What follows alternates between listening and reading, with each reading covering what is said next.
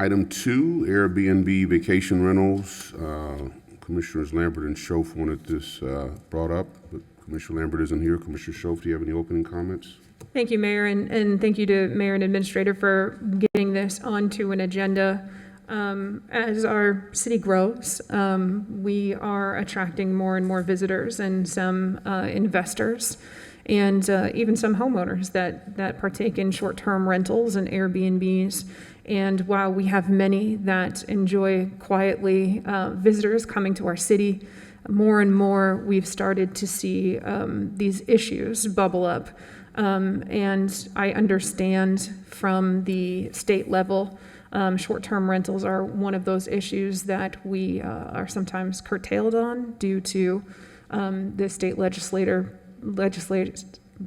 body putting in their own regulations. But I wanted to have this conversation today and explore what at a city level we could do to just encourage the quiet enjoyment of home rentals. Again, certainly happy to have individuals exercise their personal property rights, but not at the detriment of our neighborhoods.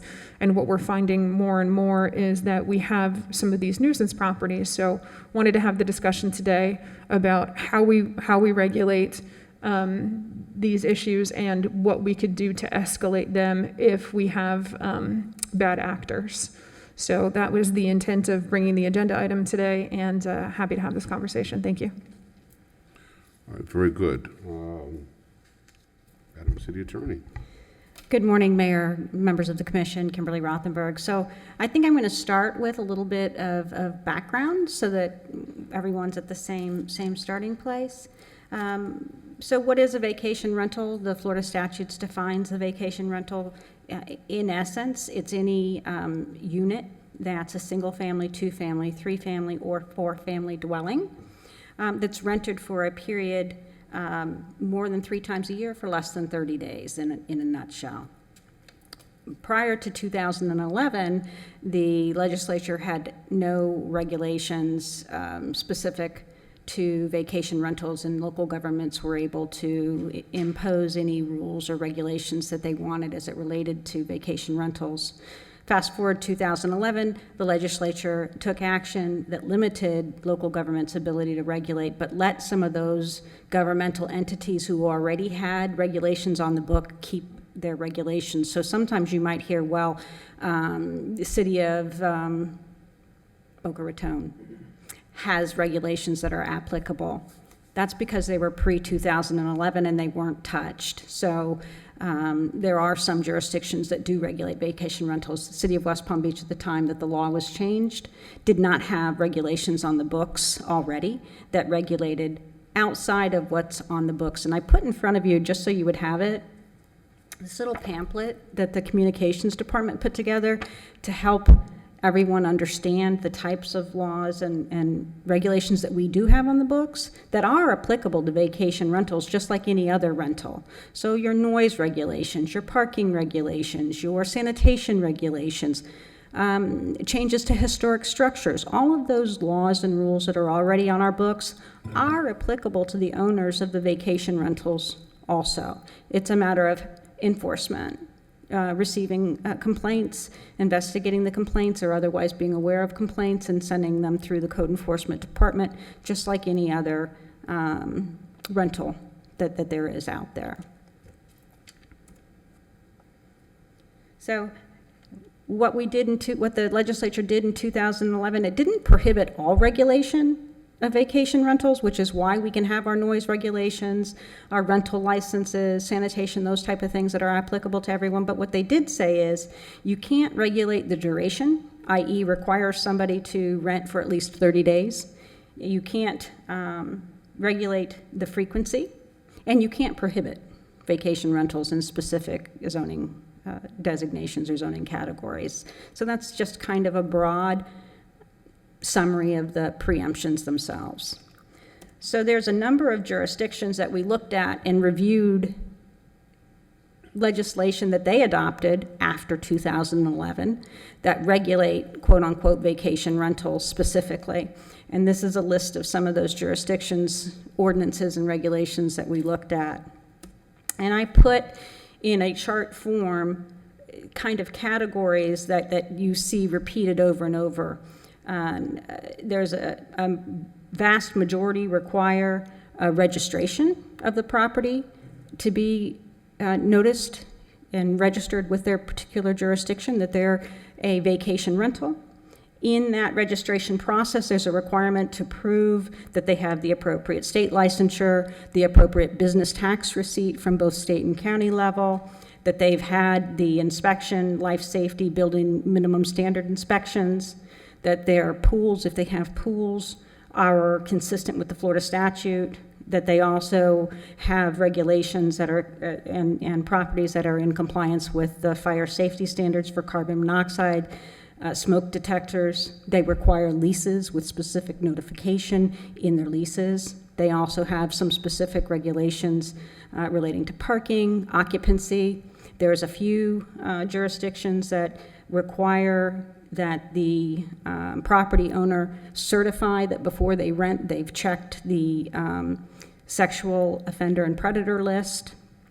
There are posting requirements inside the units that require that these laws and rules that I just went through are posted where the occupant can see them as it relates to noise, garbage, the appropriate licensure and things of that nature. They also require a designated representative so that there's a person that the code enforcement or police or someone can contact 24/7 if there's an issue at the property. There are some jurisdictions that require that they comply with the Florida Public Nuisance Law, which regulates sale of drugs, prostitution, criminal gang activity, compliance with noise ordinances, notice to the homeowners association or other association if it's a condominium type property, that they comply with solid waste or fire extinguisher laws and requirements. Now, I say all of that to tell you that just because the city of West Palm Beach doesn't have a specific ordinance that requires vacation rentals to be inspected for minimum house and life safety standards, we do that under our rental license for all properties that are rented. The public nuisance statute that relates to sale of drugs and prostitution and criminal gang activity, stolen goods, that's applicable to all properties, whether or not they're vacation rentals. We also have a requirement that property owners who rent property provide an agent so that we have notice and an opportunity to cite the appropriate person. Are there things that we could adopt? There probably are. Do we want to? I think that leads us to our next slide. What would you do? What type of things we'd want to know? What type of things are you interested in looking at to incorporate or to create some special regulations for the city of West Palm Beach? We'd also want to get in contact with these various jurisdictions. It's one thing to put regulations on a book. It's another thing to know whether or not they've been useful or successful in any way in number one, changing whatever problems that you're having in various neighborhoods. So I called, for instance, Wellington, because they're the most recent jurisdiction that adopted new regulations, and it's one that was on the list of the various jurisdictions that we looked at. And I said, well, since you've had your regulations on the books, how has it changed things? Have you had an opportunity to use it? One time they cited somebody for not having a business tax receipt. Does that change noise complaints in your neighborhoods because you have this new regulatory process? Those are things that we would want to look at and then come back to you and let you know. I think that administration would also have to take a look at, for instance, if you started a new program that was a registry program. We have a vacant property registration that we outsource to a third party that does that for us for a price. If we had a new registry program that required registration, additional inspections, and then renewals annually, do we have the staffing currently to do those additional functions? So I think there's a big analysis that needs to be done based on, number one, what are the complaints specific that the city and its residents are seeing? How would we appropriately address them? And if some of these potential code changes would address those, what would be the cost and can we get it up and running? And that's pretty much my presentation in a nutshell. And I'm available for questions. Questions, Commissioners? President Peduzzi? Thank you, Mayor. Just a quick question. Pursuant to the 2011 legislative acts, we're only preempted when it comes to the length and the duration, but we can promulgate regulations in all these other areas. Yes. Okay, and The areas identified, we also, when we looked at the jurisdictions, we also looked to see whether or not there was any litigation that challenged and found that those regulations were not consistent or were not appropriate under the preemptions, and we didn't find anything. okay, certainly we as a legislative body then can set some of these parameters for these vacation rentals. What about the powers of HOAs, POAs, and condos? They can do some of the same things that we're talking about here, correct? And I think that that's the purpose of some of the municipalities requiring that they provide proof that they've in fact told the HOA or the other regulatory agency, because those agencies do have more power to say whether or not that type of vacation rental is allowed in their community than we, the city of West Palm Beach, has. One last follow-up. Those entities, the HOAs, POAs, and condos, would not be prohibited from regulating length and duration, would they? I would have to look at the Florida statute as it relates to those specific entities, but it's my understanding that they do not have the same restrictions that the local governments have placed on them from the legislature. Thank you. Commissioner Schoaf? Thank you, and thank you for the presentation. It was certainly educational on my account.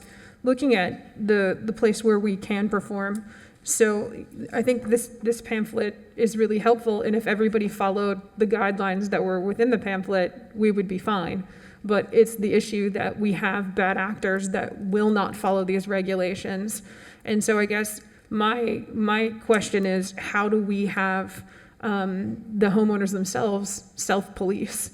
And I guess where I go in my mind is that seems like it's a suspension or a fine, some sort of measure that prohibits that behavior or discourages it from happening again. Because what we have now is these behaviors happening that wouldn't be okay if they were a neighbor who owned the home and are not okay being a short-term rental, but they're just difficult to enforce. So neighbors can call police week after week after week, and police can come out and enforce and shut down what's happening now, but then when it's a new group that comes in and causes a nuisance the next weekend, they're still at this place of we're enforcing to prohibit the symptoms instead of addressing the core issue. Well, like we have with all of our rental licenses, we require a certificate of use. That in addition to your rental license, you get a certificate of use that allows you to use the property for the purposes that it's been applied for, the use. And if the property owner has chronic nuisance problems and excessive, let's say, we'll use it for an example, noise complaints, there is an opportunity to cite that person for a suspension or revocation of the certificate of use, assuming that we have the record necessary to establish that and bring it before the special magistrate. But it's a matter of complaints, documentation, enforcement, and then crossing that line where there should be a ramification for that, for noncompliance, which would be a temporary suspension or revocation of the certificate of use, and then they wouldn't be allowed to rent for a period of time if they lose their certificate of use. Sure. And I think, my intention here is that I would just like to have good actors throughout, and whatever the mechanism is to get there, certainly do I want to create a system that is difficult for staff to enforce or requires a ton of more resources? No, if that's what's necessary to get the goal, then certainly I'm supportive of going in that direction. But things like our rental licenses, I know throughout COVID is when it really started to show who had a rental license and who didn't, because we had a number of people renting during COVID when they were prohibited from renting and throwing parties. So it was easier to identify throughout neighborhoods where these existed. And if you look them up, many of them had expired rental licenses. et cetera. So how can we, understanding that if I apply for a rental license this year and then decide next year not to rent out, the home that I own, there's no way for the city to police that. So is there a better way? Right now we're relying on neighbors to report issues that are coming in. Can we regulate from the place of administration, or is there a better way to kind of police that? I'm going to go from memory, and I'll have to get with code enforcement to see if this is still a process that they follow, but the certificates of use, when they come up on annual renewals, oftentimes prompts the code enforcement office to go out and check when there's a non-renewal and to cite for non-renewals. If at that time the defense of the person is, well, I'm no longer renting, they would file the appropriate documents to say that they're no longer renting. But I do have to check with code to see if they still are in the practice of following up on certificates of use. I believe that they are. Okay. And then from the legislative standpoint, I know we can't regulate frequency, duration, and we can't prohibit altogether. Some of what's happening throughout our neighborhoods is that we have whole blocks that are now vacation rentals. And, I know many of us are very concerned about the fabric of our neighborhoods and to the mayor's Neighborhoods First initiative, to everything that we do here in Chambers, we focus a lot on our neighborhoods. And while we can't regulate the private market of home ownership, I understand having, 6 homes on a block and one that is owned with a permanent resident starts to eradicate the fabric of our neighborhoods. Now we're just a rental community and a short-term rental community. So is there a way to regulate the saturation of vacation rentals, short-term rentals? I can tell you that there is an attorney general opinion out there that says no, but there is not a case that where it goes from just opinion of the attorney general, not to, it's persuasive authority when a court looks at a question, but there hasn't been a court that's looked at whether or not it would be appropriate or a violation of the law to limit, or let's say to put a distance separation between the uses. But the Attorney General is of the opinion that that's preempted. Okay, thank you. Any other questions, comments on this particular item? Commissioner Schoaf. Thank you, Mayor. I guess my question would be, what are our next steps going from here? I know this is an initiative that would have to be taken on by administration. Is there any appetite for us to try to look to see, again, I'm not trying to create undue hardship or, a complicated system, but to try to get some actionable item going forward. I know there are a number of other states that have regulations, which understanding Florida is a different state than Texas, Savannah, Charleston, et cetera, because we've had neighbors bring forward examples of what's been done in historic communities, for example. So is there any next step items that we can do with this to try to get some additional regulation to prohibit some of these behaviors? Well, I'm not sure what you're asking for. Are there particular behaviors that Florida municipalities have incorporated that you're looking for us to incorporate?